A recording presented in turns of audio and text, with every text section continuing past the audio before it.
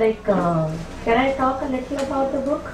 Like there's one which she's done right now, she's done this, but there's one that really attracted, that's quite different, technique that she's talked about.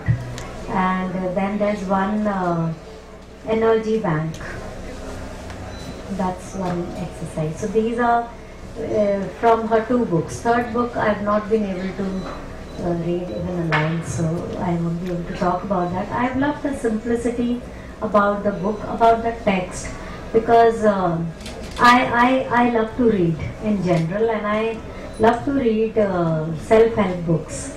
So many years I've been reading. So in her book, what I have liked, here is a person you can come and meet. It's not possible for me to go and meet Louis Hay, for that reason. Like if I want to meet her, even if I'll attend one of her workshops, maybe I might not get to go and meet her, have that quality time, 5 minutes, 10 minutes.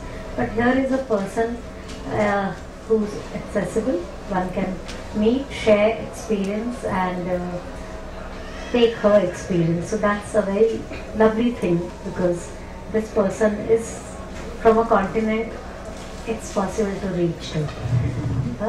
That's one thing I've loved about this thing. And then the work she's been doing with slum kids, that's I think something remarkable. And she's spreading this Reiki or the healing tools amongst those slum kids who maybe don't even get to eat enough.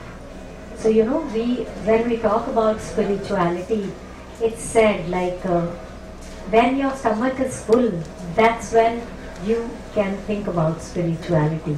If I'm satisfied in my life, I've got some kind of fulfillment, then I feel what next? And then that dissatisfaction is there first. So when there's not anything in your life or good, then you have a hope that makes you think. When everything you desire or hope for, and even if you didn't hope for it, it happened, then what next? So you do come to that point where there comes that dead end, like what next? So that restlessness will come again. But all that comes with when your stomach is full. So in slum kids or there, there's obviously where the basic necessities are not met.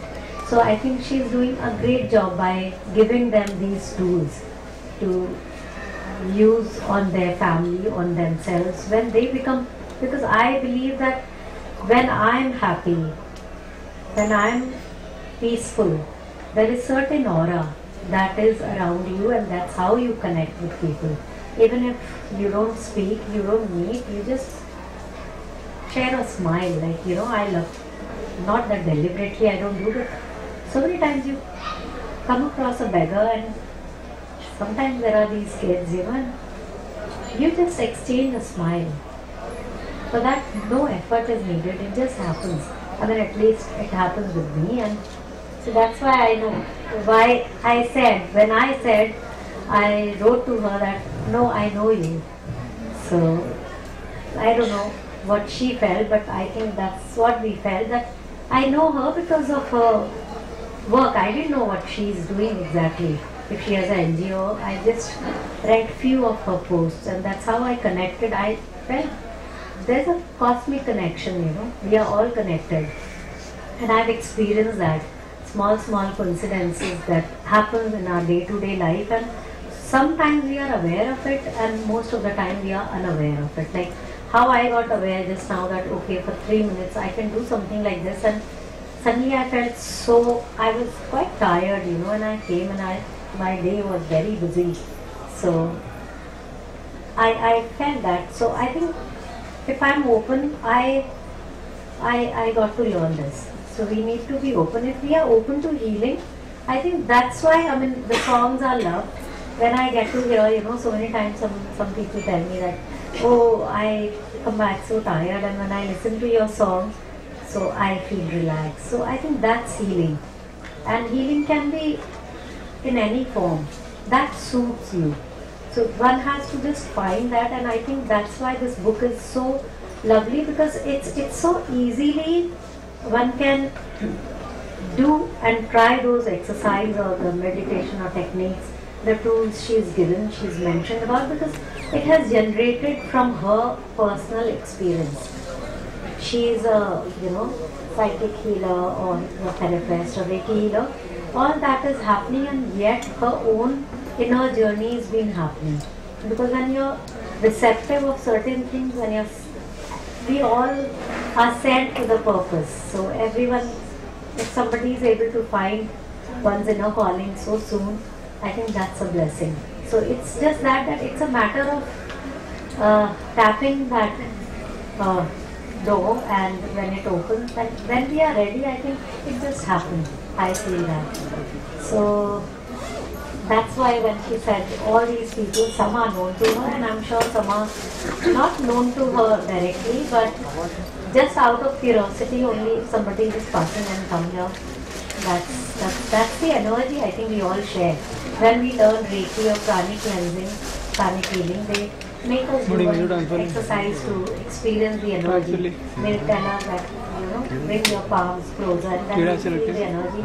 So I think it's the energy that we all are sharing. It's the energy that's brought us together. It's the energy that I find happiness in small things. So I don't know in what moment I said yes to her, but I didn't regret saying yes. So many times you say yes, and then suddenly you feel, oh, you're hard pressed for time or like that, and then you regret. But this is one thing I didn't regret saying yes to. So that's the energy I think we share, and so that's the beauty about Sonia and her book.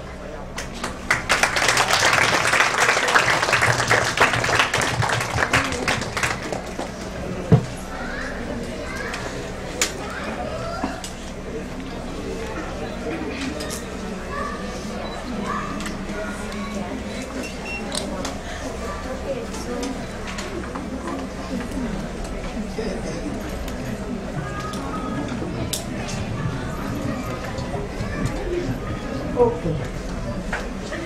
Now comes the responsibility of being a celebrity.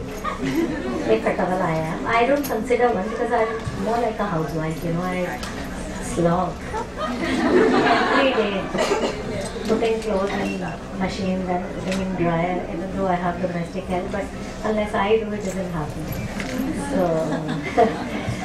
So I think that also keeps me quite grounded on one level. Okay, now Sonia whispered and told me we did plan few things. So when we met first, so we didn't plan this, but we had thought we'll keep it extempore. But so I'll say we have two things to do. You can say, and I can sing few lines of few of my songs. And there's another thing that one thing that I want to share with I think everyone, and gradually I think it would happen, and so we will be able to share. But since people are here, I've been wanting to do it. I do Om chanting, like more than chanting for me. When I do my riyaz, so सा अगर सबको पता है, जो सुर होता है उस पे मैं स्टैंडिंग नोट पे सुर लगाती हूँ.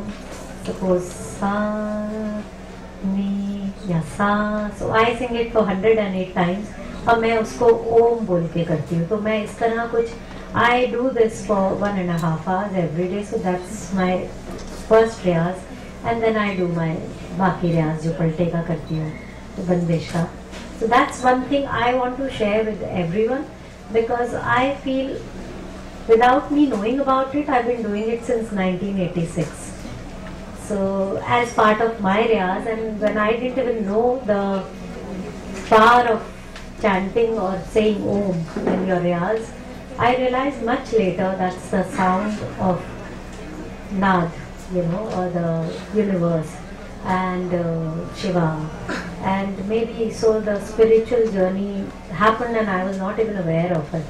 I always call myself a nut, that I've been a hard nut to, and I've been a hard nut to crack, very difficult like it was. And when it happened, it just happens like so many times I just move like this and then suddenly a leap of growth happens. So I think it's everyone has one's own way of growing, and because there's certain journey we've all written, or maybe we've written our own destiny. So we are all living by that. So Om is something, because I feel it brings peace, and more than that, I feel so intoxicated. Like I practice early in the morning, and so many times at 5:30 or 6 o'clock, I feel, because I've tasted, I've been, so I know that intoxication also when you get with hard liquor. So many times, and I've experienced that intoxication by chanting Om. And not chanting Om the way we do in yoga, but chanting Om like on one note with playing the tanpura or like that. So I've got, so I feel कि हम गाने मैं सुनाऊंगी, उससे पहले अगर ये करना है, और I think there's also going to be a question answer